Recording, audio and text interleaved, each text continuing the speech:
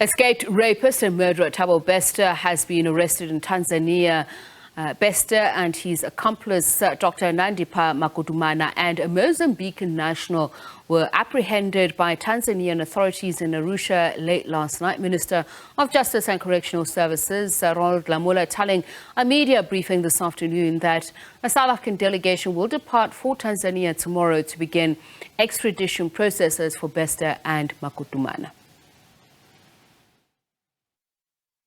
We have confirmed with all relevant authorities in Tanzania, which include the National Commissioner of Police in Tanzania and Interpol, that fugitives are being processed in the Tanzanian criminal justice system.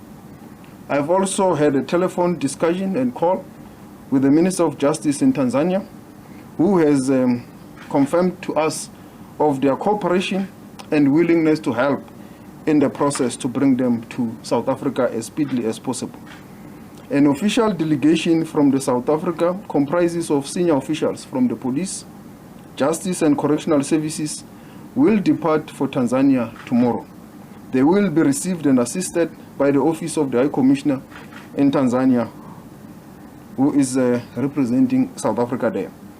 We are confident that we will receive maximum cooperation from our sister nation, Tanzania, to assist us to bring these fugitives to justice. It was found when they've been arrested that they're in the country illegally. They were found, they were spotted by the people that are working with South Africa, and they were followed as they leave the hotel in this black SUV, and they were heading for the border of the other country. They were leaving the Tanzania, actually were leaving Dar es Salaam, and they were followed until they were found in Arusha. It was also discovered there that they have several passports with different names. Thabo Bester, also known as the Facebook rapist, escaped from the Mangaung Correctional Center in Bloemfontein in May last year. It was initially believed that he had died in a fire in his cell, but DNA tests later confirmed that the charred body was not his. Police Minister Begitsele says cases of murder and escape from lawful custody are being investigated.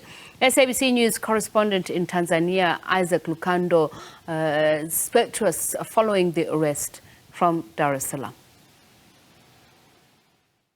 It is, in fact, just a few minutes ago that I got a confirmation from the spokesperson of the police force here in Tanzania that indeed 3 individuals have been apprehended last night. Of course, Thabo Bester, Dr. Nandipa Makudumana, and an individual called Zakaria Alberto, believed to be a Mozambican national, that were arrested in Arusha by the regional police there. So this information is pretty new here in Tanzania, and most of what we can gather is based off of what the South African government has just briefed the public not so long ago. Ashraf Essop is a specialist immigration lawyer, and he joins us now to look at these latest issues. A very good evening to you. Thank you so much for speaking to us, Mr. Essop. I'd like to just start with the information we led with in our bulletin, that we're now going to see some South African officials travel to Tanzania, I'd imagine, to secure the accused and bring them back to South Africa. Now, with regards to Thabo Bester, the Justice Minister went into detail about the importance of understanding the differences between deportation and extradition, and obviously still referring to the news release yesterday about the Guptas. So what should we know about the salient differences in this case? Good evening, and thank you for the opportunity. So the crisp question is, what is the difference between an extradition and deportation? So in the normal course, deportation is linked to a person's illegal status in the country, and the country's immigration laws will then determine how the person is to be dealt with. With regard to extradition, it is based on the relationship between two countries. It's actually a treaty. And having a treaty then sets out what the processes will be when requiring extradition or requesting extradition. So we just heard from the news report that one of the charges apparently against Thabo Bester and company in Tanzania could be that they are illegal in the country and they found in possession of a number of passports, which is obviously immigration related. With regard to them being sought by the South African authorities for charges in South Africa, then there is a request for extradition, and that goes through the legal channels of that particular government or particular country, as we've seen with the now famous Gupta extradition in Dubai. But basically, that would be the crisp difference between the two regimes. The circumstances under which they were arrested, how important is that? There was a whole issue of the Department of Home Affairs that was brought up during this press briefing. At some point, I think somebody may have mentioned, or during earlier reports, the role of AXA. I'm wondering how much that plays into the communication or the agreements that would then be had with Tanzanian officials. We understand from the police minister that they were arrested after it was known that they were sought, and not necessarily because they had fraudulent documentation. Yes, I think that would have been the case. They might have been sought on one particular, let's say, charge sheet, and on further investigation, they found to be illegal in the country and in possession of fraudulent documents. So it could be that the Tanzanian government or authorities were approached simply to treat them as criminals being sought after in South Africa and wanting them to be returned on that basis. And when they were further investigated or followed, as we've heard, then they were found to be illegal in the country and then in possession of fraudulent documents. So the illegal status is, let's say, one particular set of charges. They can be charged with both. But surely that the focus here is now on the extradition treaty, which, as I've said, is between government and government, and it is basically signed to that effect. What is the level of cooperation, etc., etc. We've heard our own minister say there was Interpol notices out similar to the Gupta matters, and that would have been the basis on which the Tanzanian government would have been investigating the particular people. Now, just in terms of the cooperation between the two countries, I'd like to juxtapose what we saw yesterday with the Justice Minister actually using the term bemused about the fact that he saw UAE officials as uncooperative. And here it seems to be within a short space of time, but I suppose that's also a matter of perspective from whence or how you see this view, that there were reports of them being on the move and that they ended up now in Arusha. Would you say that it was a speedy arrest and is indicative of greater cooperation between the two countries, or is it just simply the efficacy of the red alert? So I believe that there would have been a criminal complaint laid against the particular people. And remember that the arrest is but the first stage.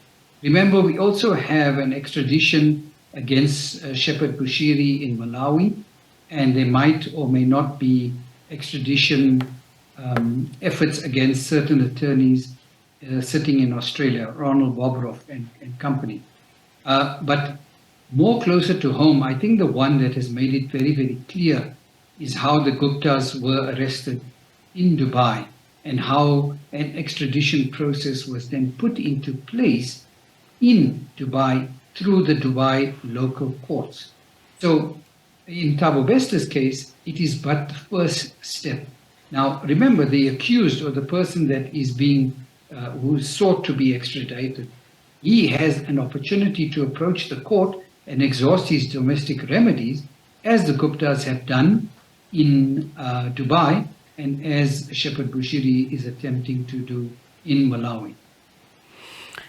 Now, just looking at the technicalities again, as was the case yesterday, and why we were unable to secure the extradition of the Guptas, I see the matter in terms of whether one is a citizen of a country. That also determines either how speedily the bringing back to the original sin soil is an issue. And I'm thinking here, we understand that a Mozambican national was arrested along with Thabo Bester and Dr. Nandi Pamakutumana. If this foreign national is known to or found to have assisted Bester, who was already incarcerated and unlawfully escaped from South Africa, and Makutumana, who, as far as we know, is only suspected of complicity, does that make it complicated? Of course it does, because South Africa doesn't enjoy international jurisdiction. So you can only charge people for crimes that were committed within our sovereign nation. For example, if any assistance was rendered to them via Mozambique, well, then we don't have jurisdiction in those courts, in that area, in that sovereign territory. So therefore, the Mozambican authorities will have to be brought in. But I think your singular question that you started with is that citizenship is intricately connected to the issue of immigration, to the issue of extradition, etc., which actually brings up a very interesting topic when we look at certain news reports that suggest that the Guptas are now no longer citizens of South Africa, but are citizens of Vanuatu and allegedly have traveled now to Switzerland, which is outside the UAE. So just to be clear, South African law provides that you are a citizen unless by some voluntary act you take up citizenship of another country without first obtaining permission to retain South African citizenship. Then that is what we call an automatic loss of citizenship. So if there was an automatic loss of citizenship, then the Guptas are no longer South African citizens. As we know, they were no longer Indian citizens, which is their country of origin, because they had taken up South African citizenship. So it will be very interesting, because you recall that in January of this year, Atul Gupta had applied for a renewal of his South African passport, which predisposes the fact that he would have been a South African citizen. Of course, Judge Khumalo ruled against him on the 23rd of January. Although that judgment is not available readily, we can surmise from what we've read in the press. So one of the things that was interesting about such an event was that he's now free to travel, although he could still be a South African citizen. So it's up to the Minister of Home Affairs, who has the exclusive prerogative there of denying citizenship or withdrawing citizenship from the Guptas, to determine, are they still South African citizens, or have they automatically lost their citizenship by taking up the citizenship of Vanuatu. And does the word repatriation finally add more to this cocktail to make it even more, distinct, nondescript, or difficult? Well, repatriation is again associated with a voluntary or involuntary returning of a particular person to his country of origin. Those things are well known in the South African law and the South African legal landscape. For example, a number of refugees have now given up their quest for asylum in the country and permanent refugee status, and they're being repatriated to their countries of origin. That is more by an arrangement between the governments, because things like documents have to be arranged, travel arrangements have to be put into place, cost associated with all of that has to be.